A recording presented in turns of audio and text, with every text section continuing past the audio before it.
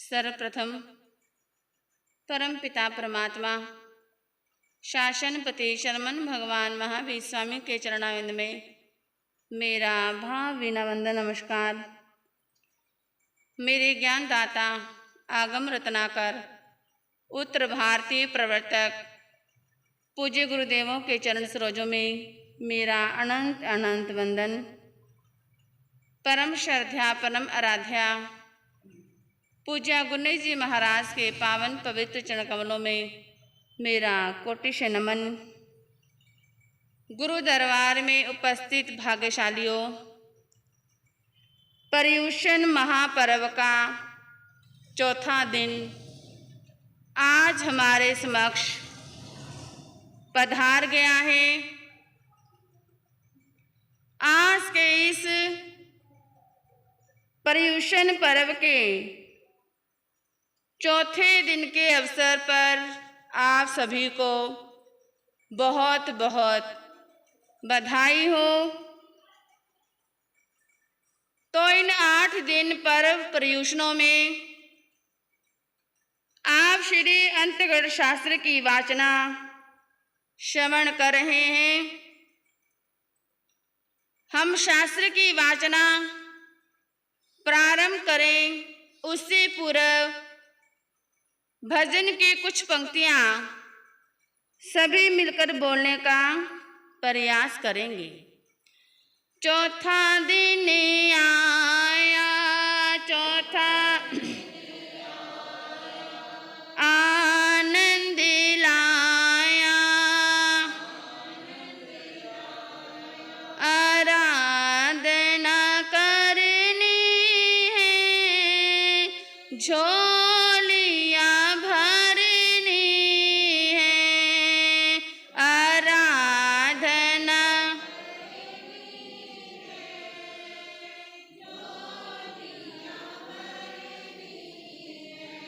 धन से सुख मिलता नहीं, धन से देखो जाकर के कहीं, 8वीं तरनी है, झोलियां भरनी है, 8वीं तरनी है, झोलियां। चौथा दिन आया, चौथा आनंद लाया, आनंद आराधना करनी है, झोलियां भरनी है, आराधना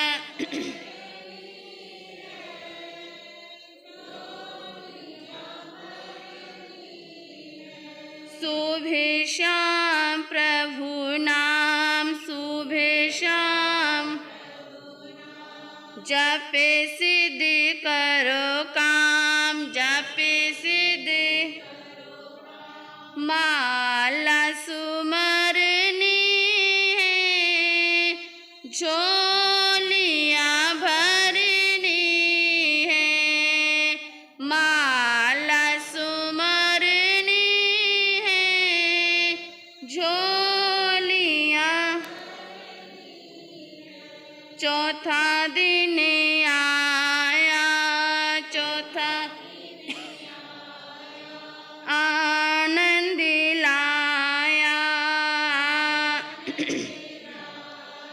आराधना करनी है, झोलियां भरनी है, आराधना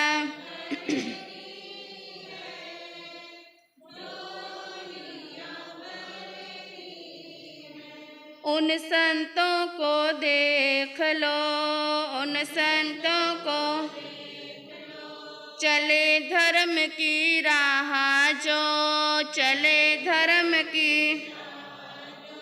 राह वो पकड़नी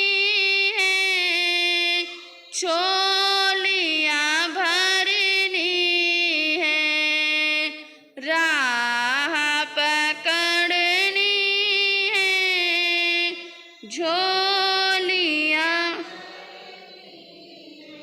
चौथा दिन आया, चौथा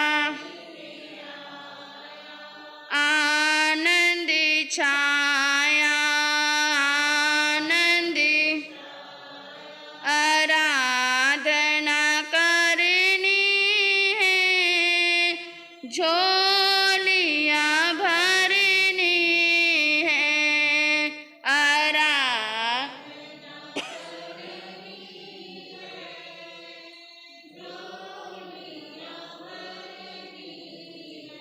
वो महलों की रानियाँ, वो महलों की उनकी सब कुर्बानियाँ, उनकी सब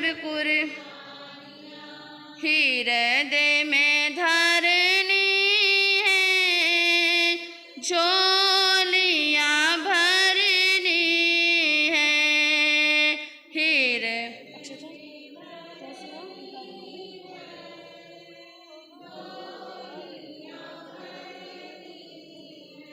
चौथा दिन आया, चौथा आनंद छाया, आनंद आराधना करनी है, झोलियाँ भरनी है, आराधना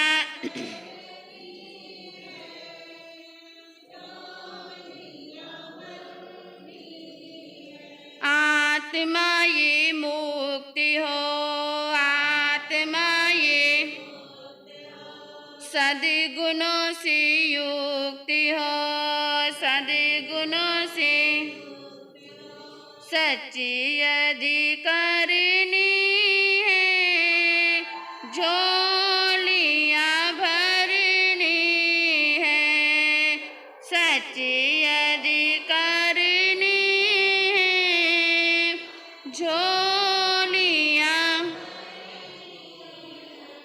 चौथा दिन आया, चौथा दिन आया, आनंद छाया, आनंद आराधना करनी है, झोलियाँ भरनी है, आराधना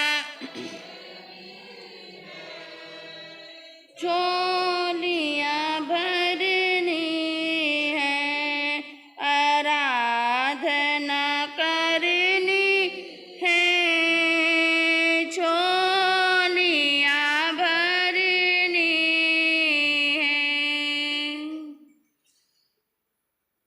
गुरु दरबार में उपस्थित भाग्यशालियों, पर्युषण महापर्व का चौथा दिन आज हमारे समक्ष पधार गया है। आज का सूर्य एक नया संदेश लेकर के आया है। आज की हवाओं में एक नया उल्लास है। हमारे हृदय में अपार प्रसन्नता का अनुभव हो रहा है। हमारे सामने महान पुरुष व महान नारियों का जीवन प्रसंग आ रहा है कि किस प्रकार से इस जलते हुए संसार को छोड़कर महान पुरुष व महान नारियां किस प्रकार से दीक्षित हुई हैं। आग लगे संसार में जल जल पड़े अंगार। क्या कहा? आग लगे संसार में जल जल पड़े अंगार, जो ना होते संत जन जो ना होते संत जन जल मरता संसार। इस संसार के अंदर चारों ओर क्रोध मान माया लोभ की अग्नि फैली हुई है। संत जन है जो अपनी साधना से, जो अपने संयम से, जो अपने तपस्या से इस अग्नि को क्या करते हैं, शांत करते हैं। अगर इस संसार में संत ना होते, मुनि जनों की कृपा ना होती, तो ये सारा संसार क्या हो जाता, जल जाता। तो आज पर्वराज पर्युषण का चौथा दिन प्रारंभ हो रहा है। तो चौथे दिन हम गुरु कृपा से चौथा वर्ग प्रारंभ करने जा रहे हैं। आप सभी हाथ जोड़कर, सिर ढक करके भगवान की वाणी को श्रवण करेंगे।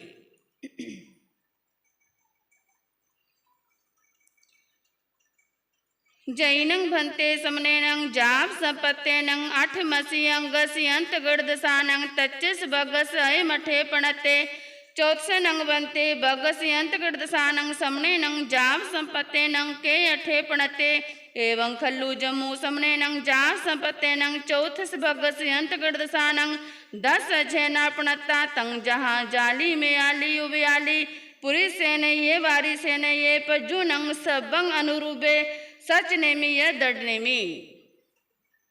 जम्मू स्वामी सुधर्मा स्वामी से पूछते हैं कि हे भगवान, सिद्ध गति प्राप्त शरमन भगवान महावीर स्वामी ने अंतगढ़ दशा नामक 8वें अंग के तीसरे वर्ग में जो भाव कहे हैं वो मैंने श्रवण किए हैं।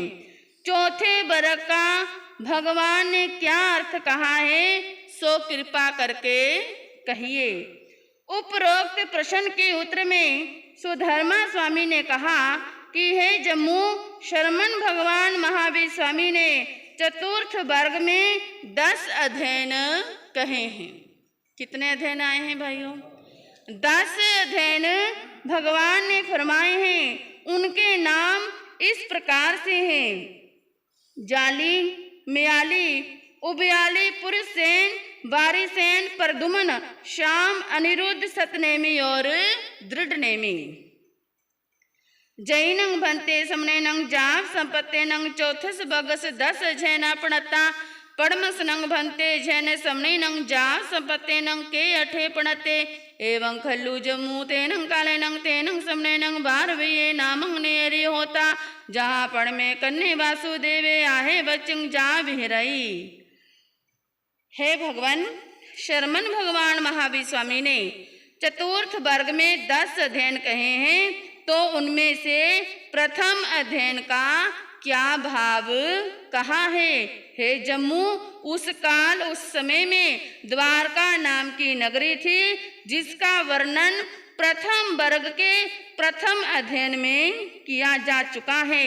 वहाँ कृष्ण वासुदेव राज करते थे।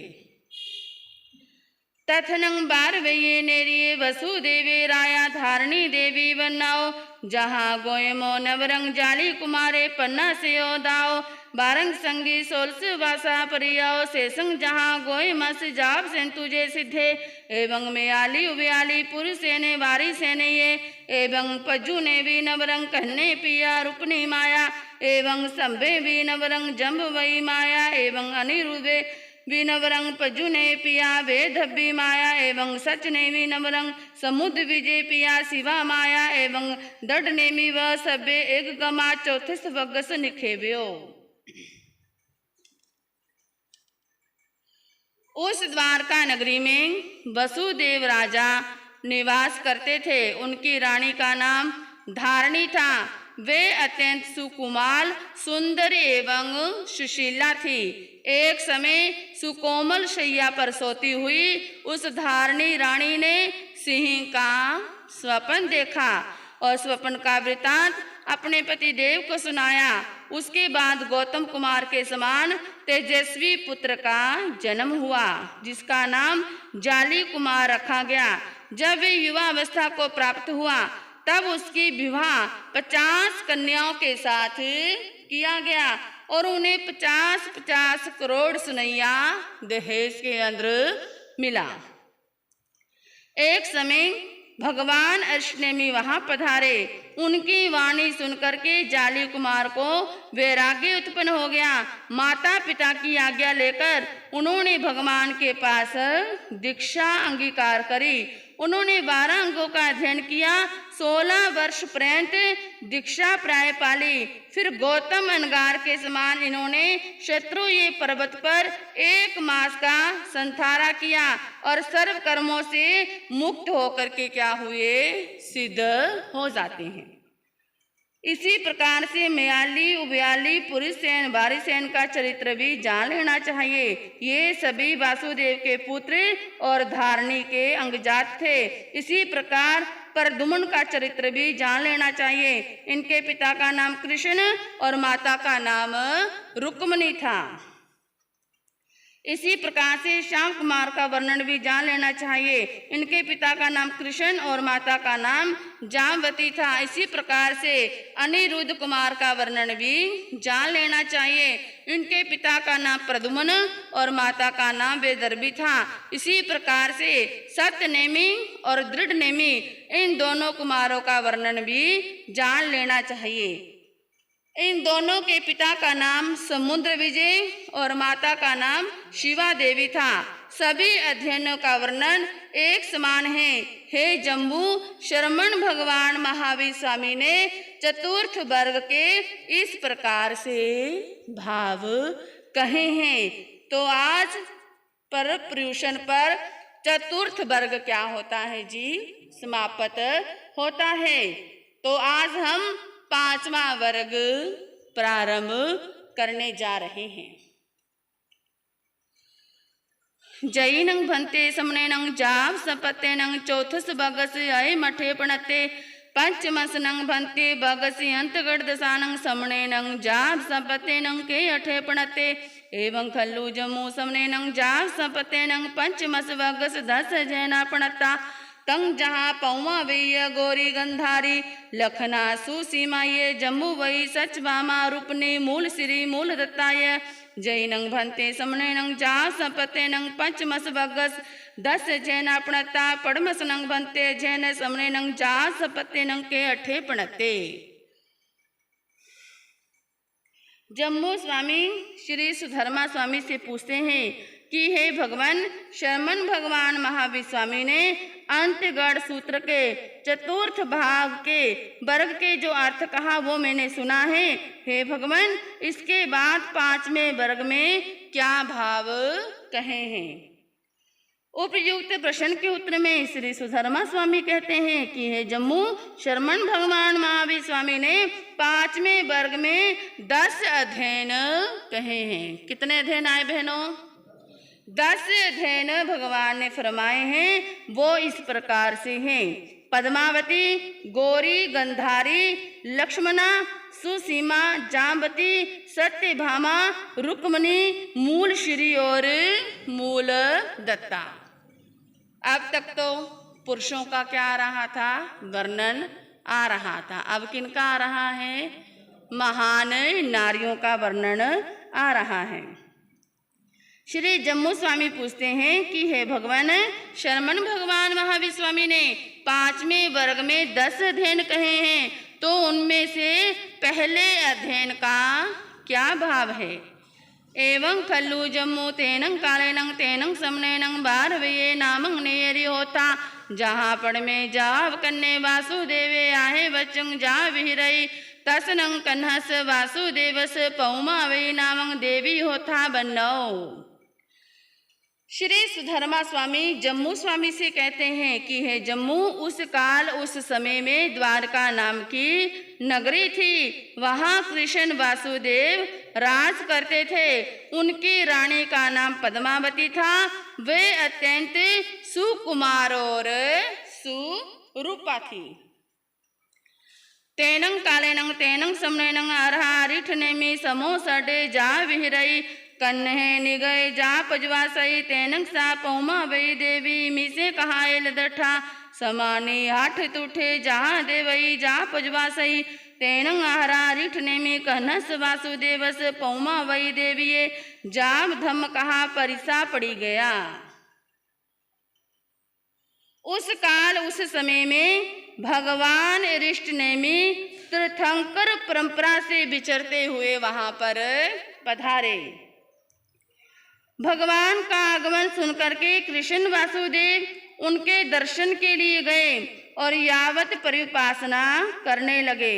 भगवान का आगमन सुनकर के पद्मावती रानी भी अत्यंत हस्त तुष्ट और प्रसन्न हुई। वे भी देवकी के समान धर्म रथ पर चढ़ कर के भगवान के दर्शन करने के लिए जाती है। भगवान ऋष्टनेमी ने कृष्ण वासुदेव पद्मावती रानी और प्रसिद्ध को धर्म कथा कही।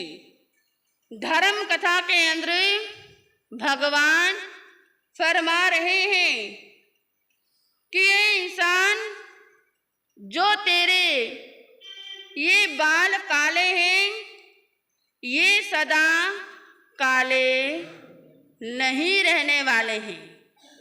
तो क्या कहा? सदा बाल तेरे रहेंगे न काले, सदा बाल तेरे जो खा खा के मक्खन मलाइयों से पाले, जो खा खा के मक्खन मलाइयों सदा बाल तेरे रहेंगे न काले, सदा बाल तेरे बना रूप तेरा रहेगा ना ऐसा, बना रूप तेरा रहेगा ना ऐसा। करोड़ों दवाइयाँ चाहे आज खा ले, करोड़ों दवाइयाँ सदा बाल तेरे रहेंगे न काले, सदा बाल तेरे रहेंगे न काले। जो खा खा के मक्खन मलाइयों से पाले, जो खा खा के मक्खन। तो इस प्रकार से भगवान धर्म कथा सुना रहे हैं। तो धर्म कथा सुन करके प्रसिद्ध अपने अपने घर पर लौट जाती है। तैनं कन्ने वासुदेवे अर्हं अरिठने मिनं वंदे नमं से वंदिता नमं सीता एवं व्यासी। इसी में नंग भंते बारवे नेरिये दुवालस जोयना आया माए नभ जोयन बिछिन्न आए जाब पंचखंग देव लोग भुआए किंग मुलय विनाशे भवि सही कन्हाय अरारिठने में कनंग वासुदेवं एवं व्यासी एवं खलु कन्हा। इमी से बारवे नेरिये दुवालस जोयन आया माए नभ जोयन बिछिन्न आए जाब पंचखंग देव लोग भुआए सुरगी दिवाए न मूलय विनाशी भविष्यई। इसके बाद कृष्ण वासुदेव ने भगवान ऋष्टनेमी को वंदना नमस्कार किया और वंदना नमस्कार करके इस प्रकार से पूछा कि हे भगवान, 12 योजन लंबी 9 योजन चौड़ी यावत प्रत्यक्ष देवलोक के समान इस द्वारका नगरी का विनाश किस कारण से होगा? किसने पूछा? श्री कृष्ण वासुदेव ने भगवान अरिष्ट नेमि से पूछा कि प्रभु 12 योजन लंबी 9 योजन चौड़ी देवलोक के समान इस द्वारका नगरी का विनाश किस कारण से होगा। भगवान अरिष्टनेमि ने कहा कि हे कृष्ण, 12 योजन लंबी 9 योजन चौड़ी प्रत्यक्ष देवलोक के समान इस द्वारका नगरी का विनाश सूरा, मदिरा, अग्नि और दीपायन ऋषि के कारण होगा। किसके कारण होगा जी? बोलो। सूरा, मदिरा, अग्नि और दीपायन ऋषि के कारण इस नगरी का विनाश होगा। अपने उत्थान के लिए, अपनी तरक्की के लिए तो हर कोई व्यक्ति क्या करता है? पूछता है कि मेरा कारोबार किस प्रकार से बढ़ेगा, मेरे बेटे की शादी कब होगी, लेकिन अपने विनाश के लिए तो कोई भी नहीं पूछता। तेनु कन्नस वासुदेव सरिठने में से अंतिये मठ सोचा अय में अरूबे अजिथिये समूह पन्ने धन्ना नंग ते जाली में आली उब्याली पुरी से सेन वारी सेन पज्जू नंग सबंग अनिरुद्ध दड़ नेमी सच नेमी पिए भियो कुमारा जैनंग चिच्चा हिरणंग जाभ परिभाइता अरहो अरिठ नेमी से अंतिये मुंडा जा पवैया अहनंग अधन्य के पुण्य रजिज जावंते रे मानु से सुए ये काम भोग सुमुछियो नंग संचाय में अरिठ नेमी से अंतिये जा पवितई। भगवान अरिष्टनेमि के मुख से द्वारका नगरी के विनाश का कारण जानकर कृष्ण वासुदेव के हृदय में ऐसा विचार उत्पन्न हुआ कि वे जाली, मियाली, उव्याली, पुरुष सेन, बारी सेन, प्रदुमन, श्याम, अनिरुद्ध, दृढ़ नेमि और सत्यनेमि धन्य हैं, जिन्होंने अपनी संपत्ति स्वजन जाचकों को देकर भगवान अरिष्टनेमि के पास मुंडित होकर के क्या हो चुके हैं? प्रवज्जित हो चुके हैं। मैं अधन्य हूँ, अकृत पुण्य हूँ, जिससे मैं राज्य में, अंतपुर में और मनुष्य संबंधी काम भोगों में ही फंसा हुआ हूँ। इनसे विमुक्त होकर मैं भगवान अरिष्टनेमि के समीप दीक्षा नहीं ले सकता। किसके मन में विचार आए? श्री कृष्ण वासुदेव के मन में ऐसे भाव और ऐसे विचार आए। कन्हैया रिठने में कनंग वासुदेव एवं व्यासी से नूनं कन्हा तब अयंगा जिथिये समूह पन्ने धन्ना नंग ते जानी जाब पवितई से नूनं कन्हा आय मठे समठे हंता थी। भगवान अरिष्टनेमि ने अपने ज्ञान से कृष्ण वासुदेव के हृदय में आए हुए विचारों को जान करके आर्त ध्यान करते कृष्ण वासुदेव से इस प्रकार से कहा कि हे कृष्ण, तुम्हारे मन में इस प्रकार से भावना हो रही है कि वे जाली, मेयाली आदि कुमार धन्य हैं, जिन्होंने अपना धन भैव स्वजन जाचकों को देकर के अनगार हो गए हैं। मैं अधन्य हूँ, अकृत पुण्य हूँ, जो राज्य, अंतपुर और मनुष्य संबंधी काम भोगों में ही गृध हूँ। मैं भगवान अरिष्टनेमि के पास प्रवज्जा नहीं ले सकता। हे कृष्ण, क्या ये बात सत्य है? कृष्ण ने उत्तर दिया, हाँ भगवान, आपने जो कहा वे सभी सत्य हैं। आप सर्वज्ञ हैं, आपसे कोई भी बात छिपी हुई नहीं है। आप तो घट घट के अंतर्यामी हैं। सभी के मनों के भावों को आप अच्छी प्रकार से जान लेते हो। तंग न खलु कन्हा एवं भूयं वा भवं वा भविष्य वा जनंग वासुदेवा चैता हिरणं जाव पविशन्ति से केन ठेनंग भन्ते एवं बुचैनंग एवं भूयं वा जाव पविशन्ति कन्हाय अर्हारिठनेमि कनंग वासुदेवं एवं व्यासी एवं कलु कन्हा सबचे सभ्य वियेनं वासुदेवा पुप भवे नियान कड्डा से नठेनं कन्हा एवं बुचैनं एवं भुआइं जा पविसंती। हे कृष्ण, ऐसा कभी हुआ नहीं, होता नहीं और होगा भी नहीं कि वासुदेव अपने भव में संपत्ति छोड़ करके प्रवज्जित हो जाए। नहीं, वासुदेव दीक्षा लेते ही नहीं, कभी ली ही नहीं और भविष्य में लेंगे भी नहीं। ये सुनकर कृष्ण वासुदेव ने पूछा कि हे भगवान, इसका क्या कारण है? भगवान ने कहा कि हे कृष्ण, सभी वासुदेव पूर्व भव में निदान कृत न्याना करने वाले होते हैं, इसलिए मैं ऐसा कहता हूँ, ऐसा कभी हुआ नहीं, होता नहीं और होगा भी नहीं कि वासुदेव अपनी संपत्ति को छोड़ करके दीक्षा ले ले। तेनं से कन्ने वासुदेवे अरंग अरिठनेमि एवं व्यासी अहनं बंती यो कालमा से कालं किच्चा कहीं गमी सामी कहीं उबस्यामी।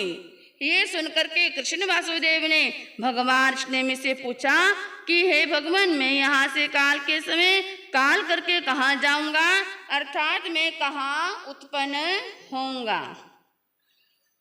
तेनं अहरारिठनेमि कनं वासुदेवं एवं व्यासी एवं खलु कन्हा तुमं वारवेये नेरिये सुर्गी दिवायन कोव निधाय अम्मा पिनिय गंग विपुने रामेन बलदेवेन सदिंग दाहिन व्यालिंग अभिमुहे जोहठेली पमोखानंग पंचनंग पणंगवानंग पंडुराय पुतानंग पासंग पंडु महुरंग संपत्तिये को संभ वन कानेनंग नग गोहो बर पाए वस अहे पुड़वी सिला पट्टाए पिए वथ पछाई शरीरे जर कुमारे नंग तिखे नंग को दंड विप मुके नंग सुना बामे पाए विदिस माने काल मासे कालंकी चा तचाए बाल पुभाए पुड़विये जा बुबसेसी। भगवान ने कहा कि हे कृष्ण, सूरा अग्नि और दीपा ऋषि के कोप के कारण इस द्वारका का नाश हो जाने पर और अपने माता पिता स्वजनों से विहीन हो जाने पर तुम राम बलदेव के साथ दक्षिण समुद्र के किनारे पांडु राजा के पुत्र युधिष्ठिर, भीम, अर्जुन, नकुल, सहदेव इन 5 पांडवों के समीप पांडु मथुरा की ओर जाओगे। उधर जाते हुए विश्राम के लिए कुसुम वृक्ष के वन में एक अत्यंत विशाल बट वृक्ष के नीचे पृथ्वी शिला पट पर पीताम्बर से अपने देह को ढक करके सो जाओगे। उसमें मृग के शंका से जरा कुमार द्वारा चलाया हुआ तीक्ष्ण बाण तुम्हारे बाएं पैर में लगेगा। इस प्रकार से वान से विद होकर के तुम काल के समय काल करके बालक प्रभा नामक तीसरी पृथ्वी में उत्पन्न होगे। तेनं कन्ने वासुदेव रहोरिठ निमिषंती अहे मठंग सोचा निसम ओहो जाव जियाई। भगवान के मुख से अपने आगामी भव की बात सुनकर के कृष्ण वासुदेव आर्त ध्यान करने लगे। हाँ जी, 9 से 10 जिसकी भी जाप की बारी या समय चुका है, अपनी बारी का ध्यान रखें। कन्हाई अर्हा रिठने में कनंग वासुदेवं एवं व्यासी मानंग तुमंग देवानुपिया ओहो जाव जियाई एवं कलो तुमंग देवानुपिया तच्चाओ पुड़वियो उज्जलियाओ अनंतरंग उबठिता है जम्मू दिवे दिवे भारवासे आगम में साए उस सपिनिये पुंडेसु जन वैसु से द्वारे नरे बार समयम में नामंग हरा भवि ससी तथ तुमंग बहुयंग बसायंग केवल पर्यायंग पौनिता सिजिसी।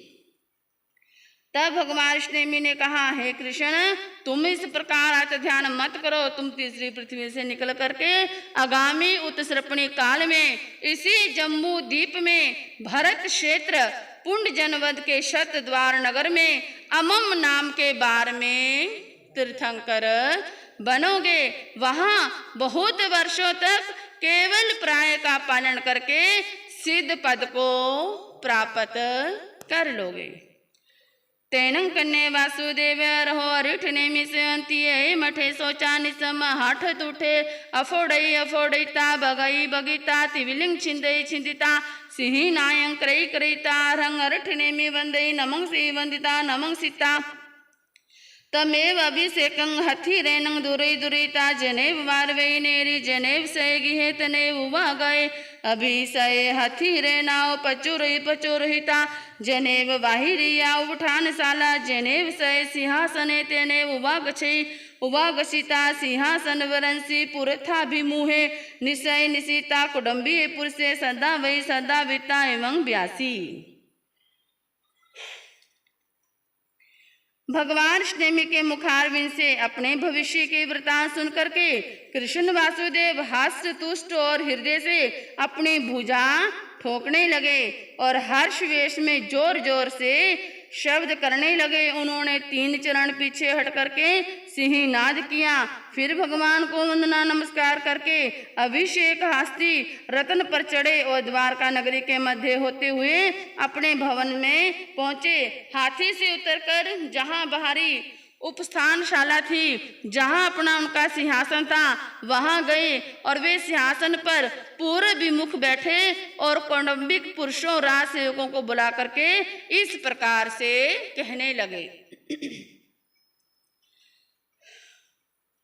गच्छनं तुबे देवानुपिया बार वे नेरिये सिंहाड़ंग जाब उघो से माना एवं वये एवं खलु देवानुपिया बार वे नेरिये दुवाल सजोइन आया माई जा पचकंग देवलोक भुए सुर्गी दीवायन मूले बिना से भवि सही तंग जोनंग देवानुपिया छेहिंग बार वे नेरिये रायावा जुब रायावा इसरे तलवरे मांडवीय कुडम्बिये इभे सेठी वा देवी वा कुमारो वा कुमारी वा अरहो अरिठ नेमि से अंतिये मुंडे जा बविता तैणं कने वासुदेवे विसजय पच्छा उरस विये आहा पवित्रं वित्तं अनुजनाई मेहा इडी सक्का रस समुदयन इसने निखमनं करई दोचंग पितंचंग पी घोषणाएं घोषहे घोषयिता मम एयं अनातियं पच निनहं तैणं से कुटुंबी पुरुषा जा पच पिनती। हे देवानुप्रिय, इस द्वारका नगरी के चतुष्ट पद आदि सभी स्थानों पर मेरी आज्ञा को घोषित करवाओ कि हे देवानुप्रिय, 12 योजन लंबी 9 योजन चौड़ी प्रत्यक्ष देवलोक के समान इस द्वारका नगरी का विनाश मदिरा अग्नि और दीपायन ऋषि के द्वारा होगा। इसलिए इस नगरी का कोई भी व्यक्ति, चाहे वो राजा हो, युवराज हो, ईश्वर हो, स्वामी हो, मंत्री हो, तलवर हो, राजा का प्रिय हो, राजा के समान हो, माडंबिक छोटे गांव का स्वामी हो, कुटुंबिक 2-3 कुटुंबियों का स्वामी हो, इबे सेठ हो, रानी हो, कुमार हो, कुमारी हो, कोई भी हो जो भगवान अष्टमी के समीप दीक्षा लेना चाहे, उन्हें कृष्ण वासुदेव दीक्षा लेने की आज्ञा देते हैं। दीक्षा लेने वाले के पीछे जो कोई बाल वृद्ध रोगी होंगे, उनका पालन पोषण कृष्ण वासुदेव करेंगे। दीक्षा लेने वालों का दीक्षा महोत्सव भी बड़े समारोह के साथ कृष्ण वासुदेव अपनी ओर से ही करेंगे। इस प्रकार 2 बार 3 बार घोषणा करो और घोषणा करके मुझे सूचित करो। कृष्ण वासुदेव की आज्ञानुसार कौटुंबिक राज सेवक पुरुषों ने घोषणा करके कृष्ण वासुदेव के पास आकर के इस प्रकार से निवेदन किया। तेनक सा पौमा वही देवी हरो अरिठ नेमी सेंती धमंग सोचा निसमंग हठ तुठ जा भी आरहंग अरिठ नेमी वंदई नमंग से वंदिता नमंग सीता एवं ब्यासी। भगवान अष्टमी से धर्म कथा सुनकर के हृदय में धारण करके पद्मावती रानी हस्त तुष्ट हुई। यावत भावपूर्ण हृदय से भगवान को वंदना नमस्कार करके इस प्रकार से बोली। सधामी नंग बनते निगंथंग पावयनंग से जहाए तुबे व्याय जंग नगरंग देवानुपिया कनंग वासुदेवंग आप पूछामी तेनंग आहा देवानुपियानंग अंत्ये मुंडा जा पवयामी आहा सुहंग देवानुपिया माँ पड़िवदंग करई। हे भगवान, आपका उपदेश यथार्थ है, जैसा आप कहते हैं वे तत्व वैसा ही है। निग्रंथ प्रवचन पर मेरी श्रद्धा है। मैं कृष्ण वासुदेव से पूछ करके आपके समीप दीक्षा लेना चाहती हूँ। भगवान ने कहा कि हे देवानुप्रिय, जिस प्रकार से तुम्हारी आत्मा को सुख हो वैसा ही करो, लेकिन धर्म कार्य के अंदर विलंब मत करो।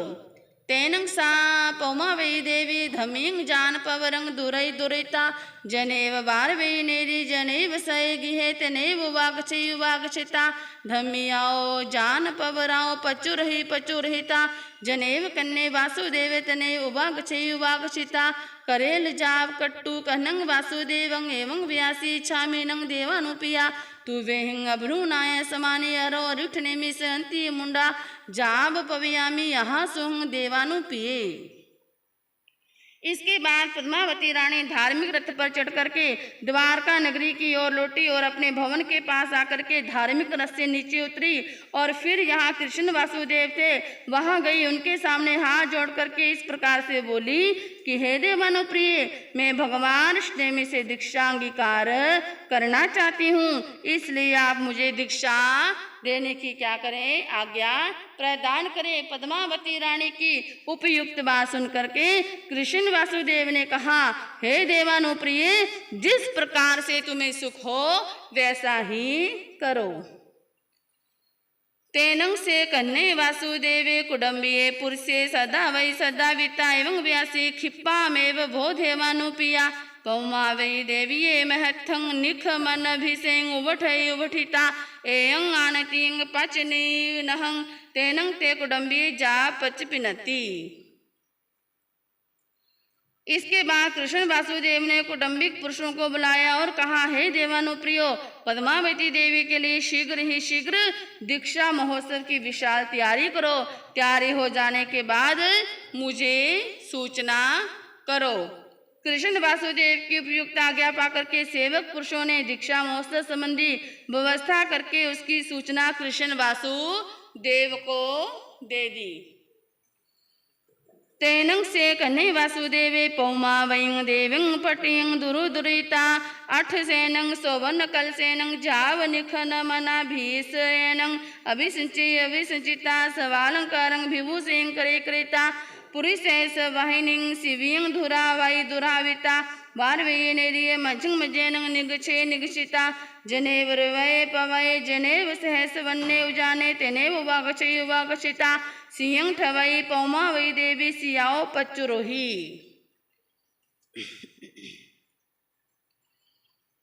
कृष्ण वासुदेव ने पद्मावती देवी को पाट पर बिठा करके 108 स्वर्ण कलशों से स्नान करवाया और यावत दीक्षा का अभिषेक किया और सभी अलंकारों से अलंकृत करके 1000 पुरुषों द्वारा उठाई जाने वाली शिविका अर्थात पालकी पर उसे बिठाया और द्वारका नगरी के मध्य होते हुए रेवतक प्रवर्त के सहस्रवन उद्यान में आए और पालकी नीचे रखी।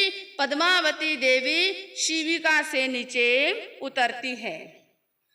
तेनक से कन्ने वासुदेवे पौमा वयं देव्यं पुरियो कट्टू जेने वरा रुठने में तने वाकछय वाकछिता अरंग रुठने में तिखतो आया हिनं पेया हिनं क्रे क्रेता वंदे नमं से वंदिता नमं सिता एवं व्यासी ऐसनक बनते मम अगमयसी पौमा वै नामं देवै इठा कंता पिया मनुना मनामा अभिरामा जीव्यो सासा हिया नंदन जिया उबर पुफ बिदुलहा सबन न्याय की मंग पुन पास न्याय तन्नंग आहा देवानुपियानं सिनि विखंग दलियामे पड़ी छत्तं नंग देवानुपिया सिनि विखंग आहा सुहंग। कृष्ण वासुदेव पद्मावती देवी को आगे करके भगवान श्री के समीप आए और 3 बार दक्षिणा प्रदक्षिणा करके वंदना नमस्कार किया और इस प्रकार से बोले कि हे भगवान, ये पद्मावती देवी मेरी पटरानी है, ये मेरे लिए इष्ट है, कांत है, प्रिय है, मनोज्ञ है, मनाम है, मन के अनुकूल कार्य करने वाली है। इस प्रकार से ये अभिराम है, सुंदर है। हे भगवान, ये मेरे जीवन में श्वासोश्वास के समान प्रिय है और मेरे हृदय को आनंदित करने वाली है। कौन कह रहा है जी? कृष्ण वासुदेव किसके लिए कह रहे हैं? अपनी पटरानी के लिए। किनको कह रहे हैं? भगवान अरिष्टनेमि को। हम ये बीच में आपसे इसलिए पूछ लेते हैं ताकि हमारे को भी लगे कि आपको नींद तो नहीं आ रही, कि आप ध्यान से सुन रहे हो या नहीं सुन रहे हो।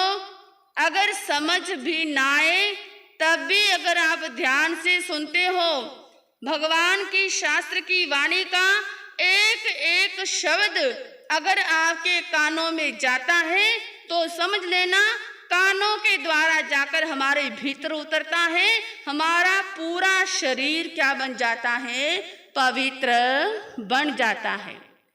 जैसे किसी को सांप ने काट लिया तो उसका जहर उतरवाने के लिए किसके पास जाओगे? हैं? बोलो, किसके पास जाओगी बहनों? सपेरे के पास तो ही जाओगे ना, फिर बोल क्यों नहीं रहे हैं?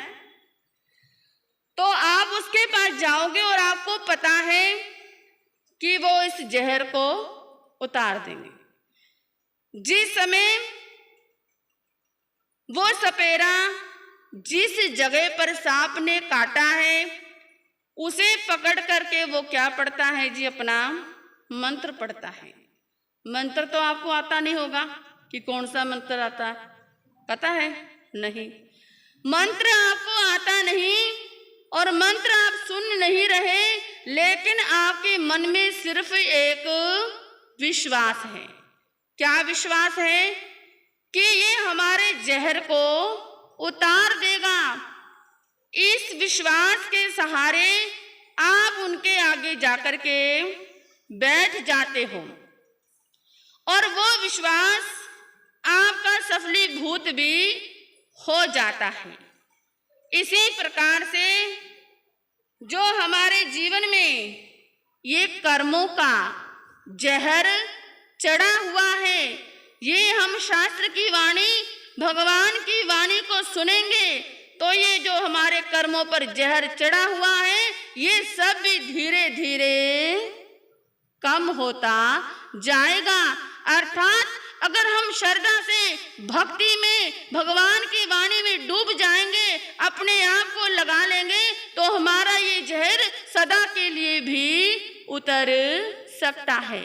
तो इस प्रकार से श्री कृष्ण वासुदेव भगवान अरिष्ट नेमि के चरणों में गए।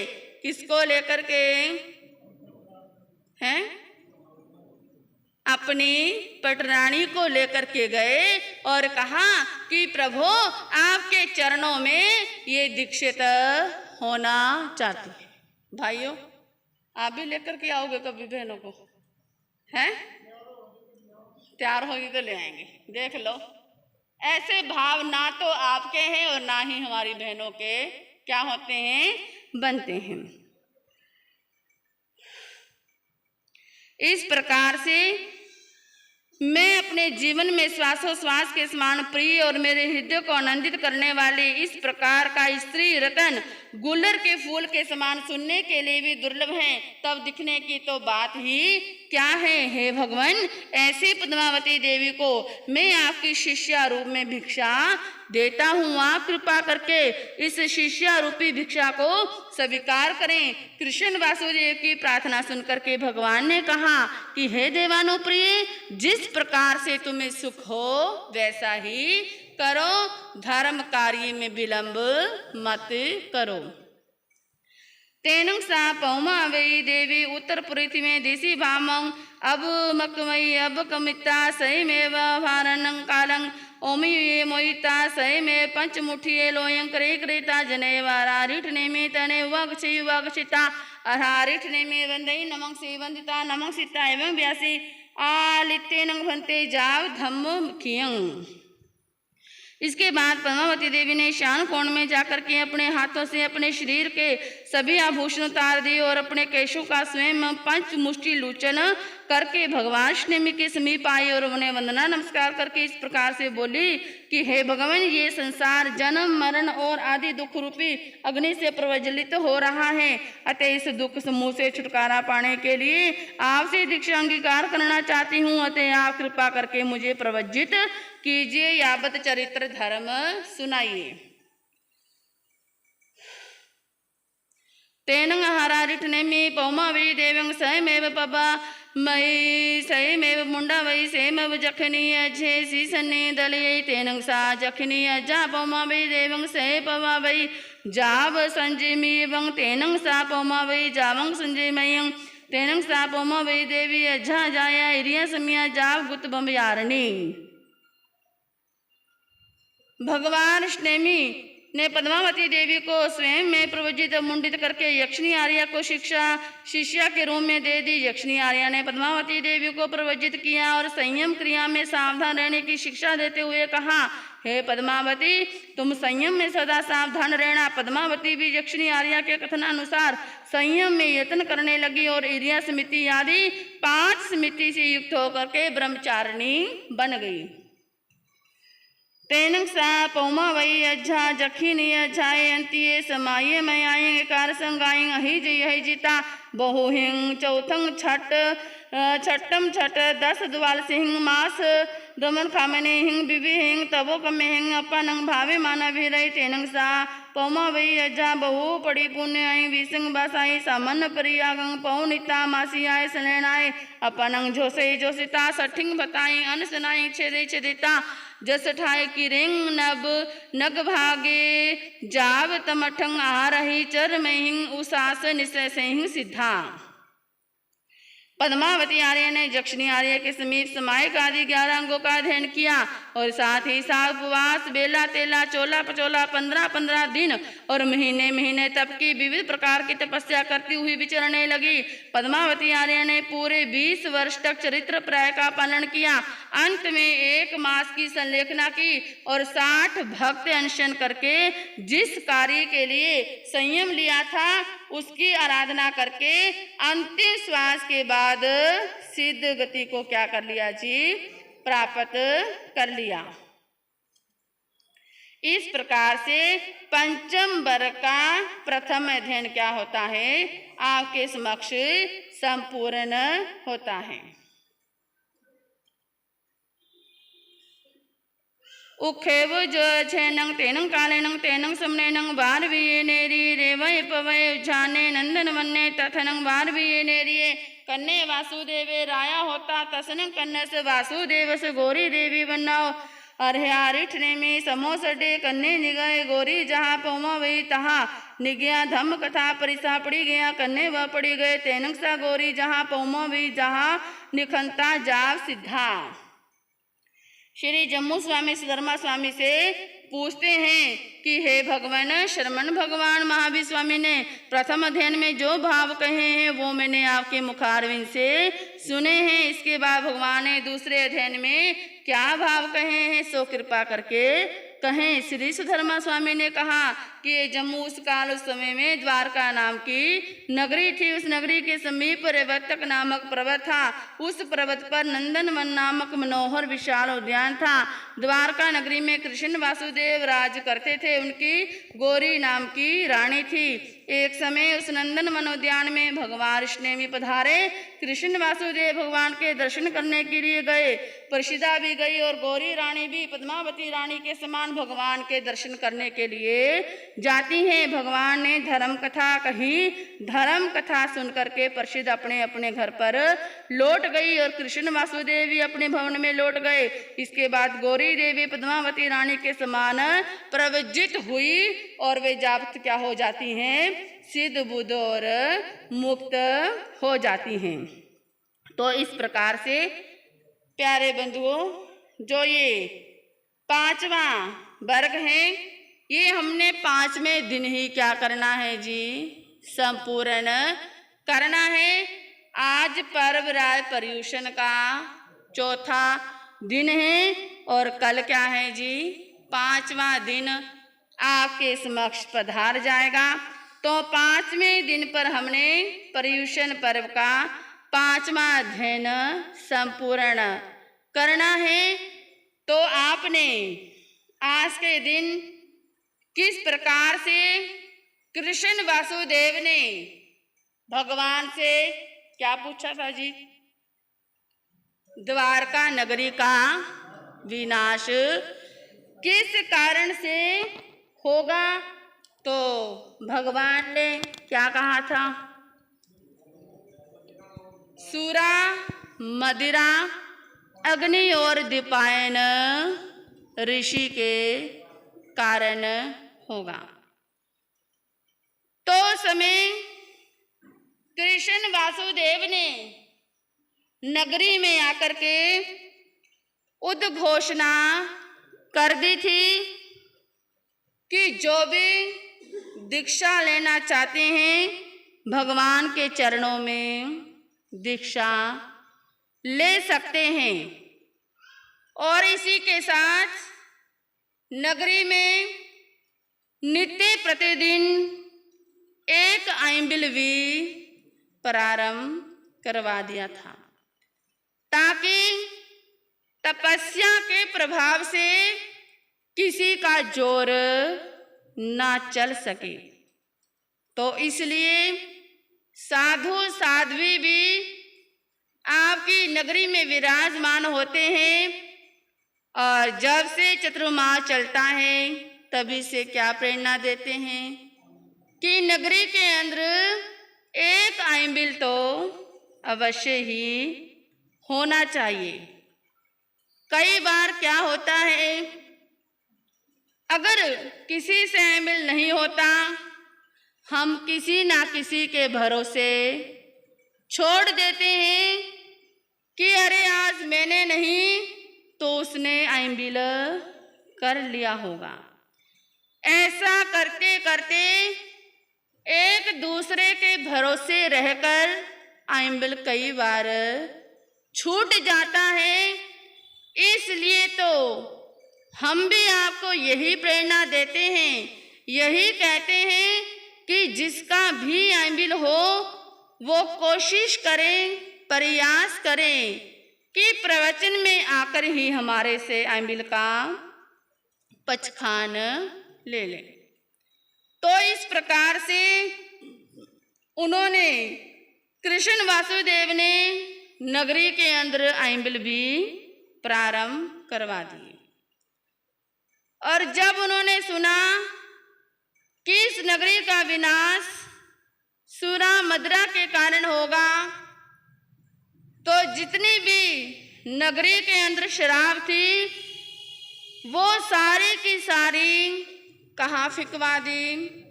बाहर पर्वतों पर फिकवा दी।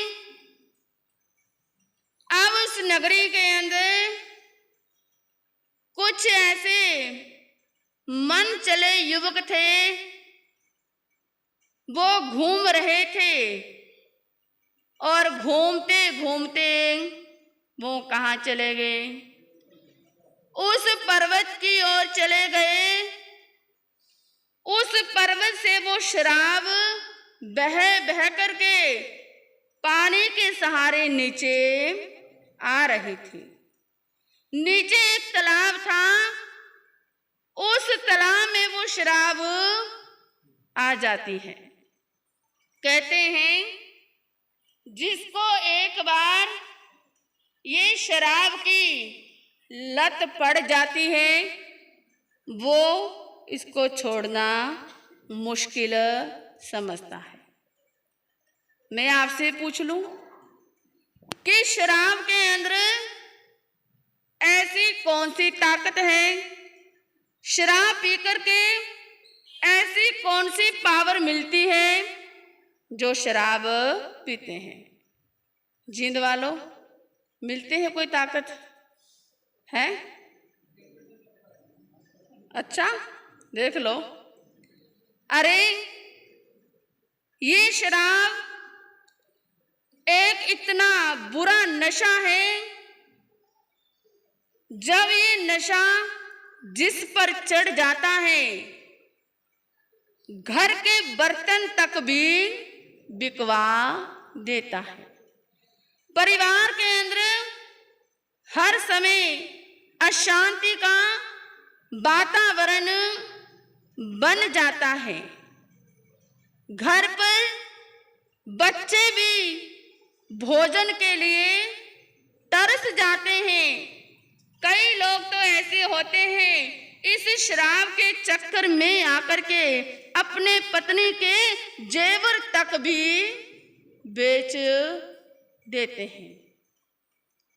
अरे जिसने अपना घर ही बेच दिया वो अपने सुख के लिए फिर ये शराब पीता है। क्या ऐसी शराब पीने से कोई लाभ हो सकता है? नहीं हो सकता। कहा भी है, शराब की लत तुझे क्यों है पड़ी, शराब की लत तुझे।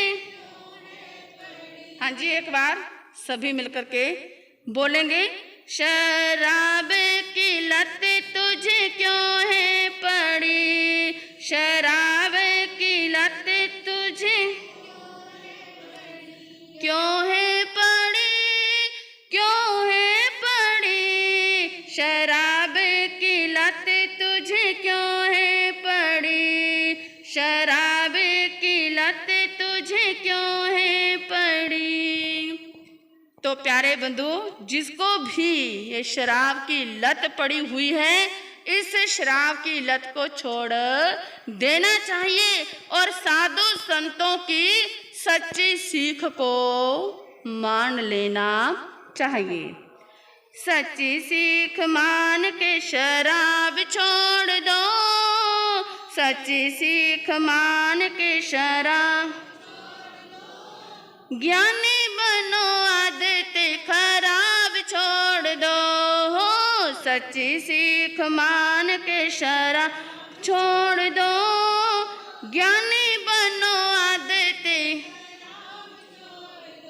जो शराबी होते हैं उनसे जाकर के पूछो, उन्हें ये भी नहीं पता होता कि हम सामने वाले व्यक्ति से क्या बोल रहे हैं, क्योंकि जब उसे शराब पी करके कुछ होश ही नहीं है, फिर उसे क्या पता होगा शराबियों के मुंह से कितनी बदबू आती है। कोई भी उसके पास जाने के लिए तैयार नहीं होता। शराबी को ये नहीं पता होता कि जो मेरे सामने खड़े हैं ये कौन खड़ा है। एक शराबी शराब पी करके घर पर गया, शराब के नशे में चूर था, उसे नहीं पता था कि मैं क्या बोल रहा हूं। बाहर आंगन में भैंस बंधी हुई थी और उस भैंस की पूंछ को क्या कर लिया, पकड़ लिया।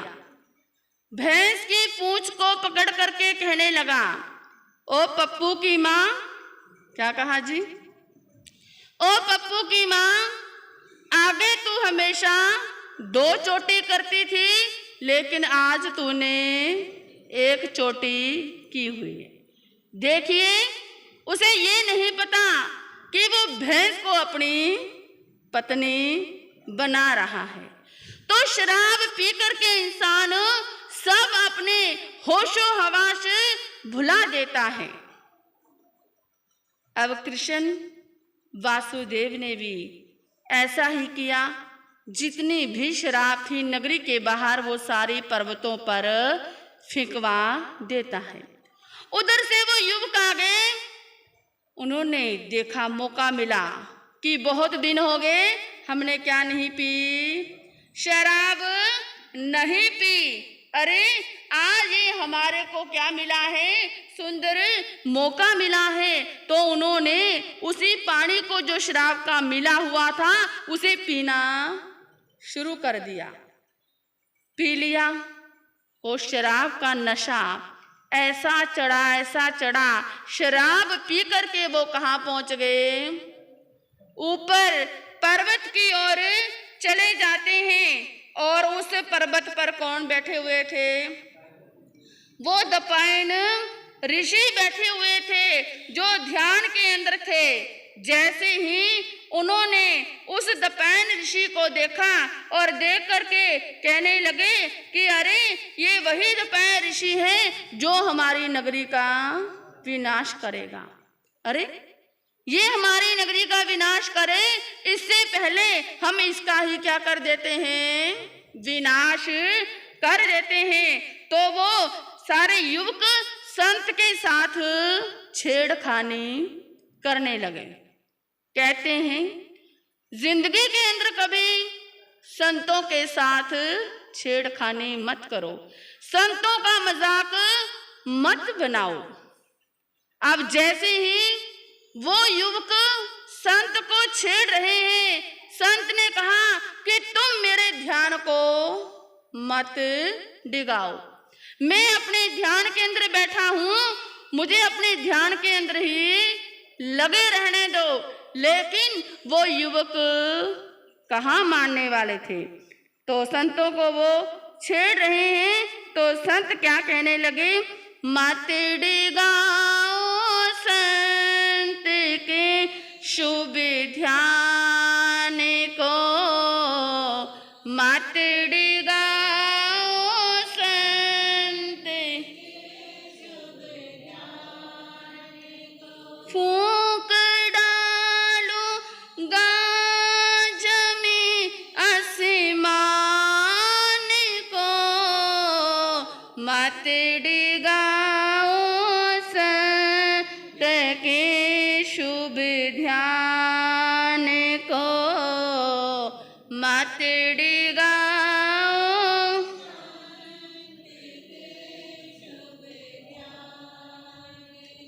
संत का अपमान है भगवान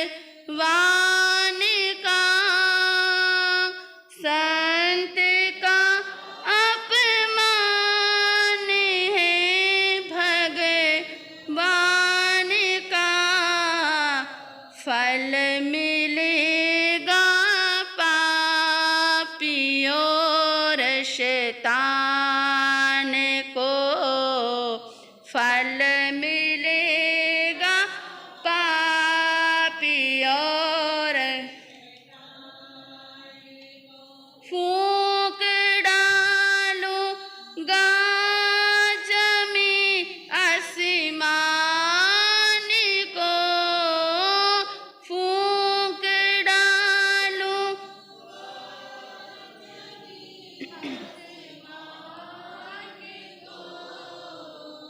मत डिगाओ संत के शुभ ध्यान को, मत डिगाओ संत के।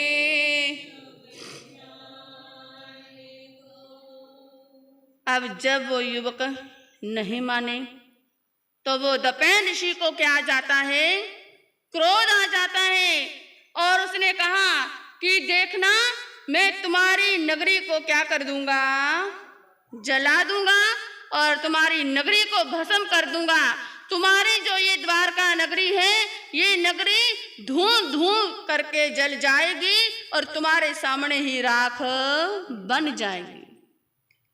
जब युवकों ने ये बात सुनी वो डर जाते हैं, डर गए। डरने के कारण वो भागे भागे किसके पास आए, कृष्ण वासुदेव के पास आए और कहा कि हमारे को माफ कर दो, हमारे से बहुत बड़ी गलती होगी। अरे अब माफी से कुछ भी होने वाला नहीं है, जो होना था वो तो अब होकर ही रहेगा। जैसे ही कृष्ण वासुदेव को पता चला वो भी एकदम डर जाते हैं और अपने भाई बलराम को लेकर के नंगे पैर वो दौड़े दौड़े किसके पास गए, दपैन ऋषि के पास गए और कहा कि ऋषिवर हमें माफ कर दो, हम क्षमा चाहते हैं। अरे जो भी युवकों ने तुम्हारे साथ किया वो गलत किया, उनकी गलती की माफी हम तुम्हारे से मांगने आए हैं। लेकिन दपैन ऋषि ने कहा नहीं, अब कुछ भी नहीं हो सकता। ठीक है, तुम मेरे से क्षमा याचना मांगने आए हो, मैं तुम दोनों भाइयों को कुछ भी नहीं कहूँगा। तुम दोनों भाई बच सकते हो, बाकी पूरी की पूरी नगरी क्या हो जाएगी? जल जाएगी। अब ये नगरी बचने वाली नहीं है। कृष्ण वासुदेव वापिस आते हैं नगरी में। मन बड़ा उनका उदास है, मन बड़ा निराश है। अरे इतनी बड़ी द्वारका नगरी, इस नगरी का निर्माण किस प्रकार से हुआ था, आज ये हमारी आंखों के सामने क्या हो जाएगी? जल जाएगी। ओहो, मेरी किस्मत भी कैसी है, मेरा भाग्य भी कैसा है। जब मैं जन्मा तो कहा था, बोलो, जेल के अंदर ही मेरा जन्म हुआ। तो श्री कृष्ण जी उस समय उदास हो जाते हैं, तो वो क्या कहते हैं? जीवन की गलियों में घूमा ये मोड़ निराला देखा है, जीवन की गलियों में ये मोड़ निराला देखा है, उजले उजले दिन देखे थे, अब सूरज काला देखा है, जीवन की गलियों में घूमा ये मोड़ निराला। तो इस प्रकार से वो कृष्ण वासुदेव सोच रहे हैं, चिंतन कर रहे हैं कुदरत की बात। एक दिन उस नगरी के अंदर क्या नहीं हुआ? आइंबल नहीं हुआ। सभी एक दूसरे के भरोसे रह जाते हैं कि आज आइंबिल उसने कर लिया होगा। नगरी के अंदर आइंबिल नहीं हुआ, तपस्या नहीं हुई, तो किसका जोर चल गया? वो दपैन ऋषि का जोर चल गया। दपैन ऋषि ने अपनी माया क्या कर दी? प्रकट कर दी। वो द्वारका नगरी धूं धूं करके क्या हो रही है? जल रही है। वहां पर पानी का प्रयोग किया जा रहा है। अगर वो पानी का प्रयोग करते हैं तो वो पानी किसका रूप ले लेता है? तेल का रूप ले लेता है। तेल का रूप होगा तो अग्नि क्या होगी? कम होगी या बढ़ेगी? अग्नि और भी ज्यादा बढ़ जाती है। कृष्ण वासुदेव खड़े होकर के वो सारी नगरी का नजारा देख रहे हैं। ओहो, कभी मैंने सोचा नहीं था कि जिंदगी के अंदर ऐसे दिन भी मेरे को देखने के लिए मिलेंगे, लेकिन अब कुछ हो नहीं सकता था। तो प्यारे बंधुओं, उनके देखते देखते वो द्वारका नगरी सारी खत्म हो जाती है। आखिर वो कृष्ण वासुदेव अपने भाई बलराम के साथ जाकर के नगरी को छोड़ करके, वो नगरी तो खत्म ही हो चुकी थी, पीताम्बर वेश धारण करके वो क्या हो जाते हैं? एक वृक्ष के नीचे लेट जाते हैं। आगे क्या हुआ सब आपको भी क्या था? बताया ही था कि किस प्रकार से उनके पैर में क्या लगा था? तीर लगा था, और किस प्रकार से उन्होंने अपने प्राणों को क्या करा है? छोड़ा है। तो प्यारे बंधुओं, इस प्रकार से उस द्वारका नगरी के अंदर जितने भी नर और नारियां थी वो भगवान अष्टनेमी के चरणों में क्या ले रही हैं? दीक्षित ले रही हैं, और दीक्षा लेकर के अपनी आत्मा का कल्याण कर रही हैं। तो अब आगे पांचवें पर्व पर्युषण पर पांचवा वर्ग हम क्या करेंगे जी? संपूर्ण करेंगे। यथा समय पर आप आओगे, सुनोगे, और सुनने से आप लोगों को पता चलेगा। तो शास्त्र पढ़ने में मेरे से कोई भी गलती होगी हो कोई भी अक्षर कम या ज़्यादा बोल दिया गया हो या छूट गया हो तो उसके लिए मैं बारंबार तस्मिच्छामि दुक्कडम कहती। जैसा कि प्रत्याख्यान करते हो, आज 7वें तीर्थंकर श्री सुपार्श्वनाथाय नमः। श्री सुपार्श्वनाथाय नमः। सभी ने कैसी माला करनी है और कच्ची पक्की हरी सब्जी का आपका त्याग है, कच्चे पानी का त्याग रखें और रात्रि भोजन का त्याग रखें और ब्रह्मचर्य व्रत का क्या करें, ज़्यादा से ज़्यादा पालन करें। हाथ जोड़े सभी गुरु के आगे से त्याग गोस्वामी। और इसी के साथ कल 5वां पर्व पर्युषण है, तो कल 5वें पर्व पर्युषण पर भगवान महावीर स्वामी के विशेष गुणानुग्राम किए जाते हैं। वैसे तो हर रोज ही भगवान के हम करते हैं, लेकिन 5वें पर्युषण पर्व पर कल भगवान के शासन के जीवों का क्या आएगा, वर्णन आएगा। तो खुद भी आए, साथ में ज़्यादा से ज़्यादा औरों को भी लेकर के आए। वैसे तो अगर देखते हैं भगवान की एक झांकी दिखाने की प्रयास करेंगे कि भगवान का जन्म महोत्सव मनाते हैं। अगर बहनों ने तैयार करी तो कल के दिन वो झांकी भी आपको दिखाई जाएगी। आज सभी मिलकर के महापुरुषों के जयकारे लगाएंगे। बोलिए शर्मन भगवान महावीर। आचार्य स्मरण पूज्य गुरुदेव श्री आत्माराम जी महाराज की। आचार्य स्मरण पूज्य गुरुदेव श्री आनंद ऋषि जी महाराज की।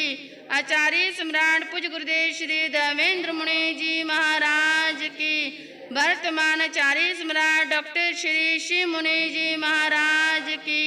आगम रत्नाकर उत्तर भारतीय प्रवर्तक पूज्य गुरुदेव श्री सुभद्र मुनि जी। शासन प्रभाविका प्रवर्तने पूजा गुरुने महासाध्वी श्री कैलाशवती जी महाराज की। संयम सिद्धेश्वरी महासाध्वी श्री कुसुम प्रभा जी महाराज की। शमणी गौरव महासाध्वी श्री शक्ति प्रभा जी महाराज की। जैन धर्म की, संसार के सभी महान पुरुषों की। श्री चतारी मंगलम अरिहंता मंगलम सिद्धा मंगलम साहू मंगलम केवली प्रणतोधमो मंगलम। चतारी लोकतमा अरिहंता लोकतमा सिद्धा लोकतमा साहू लोकतमा केवली प्रणतोधमो लोकतमा। चतारी शरणं पोयामि अरिहंते शरणं पोयामि सिद्धे शरणं पोयामि साहू शरणं पोयामि केवली प्रणतोधमो शरणं पोयामि। अरिहंता जी का शरणा, सिद्धा जी का शरणा, साधा जी का शरणा, केवली प्रूपेद्या धर्म का शरणा। ये चार शरण दुख हरण और न शरणा कोई होगा। जो भवे प्राणी करे आचरण उसका अजर अमर पद होगा। उसका सदा ही मंगल हो। बोलिए शांतिनाथ भगवान की जय।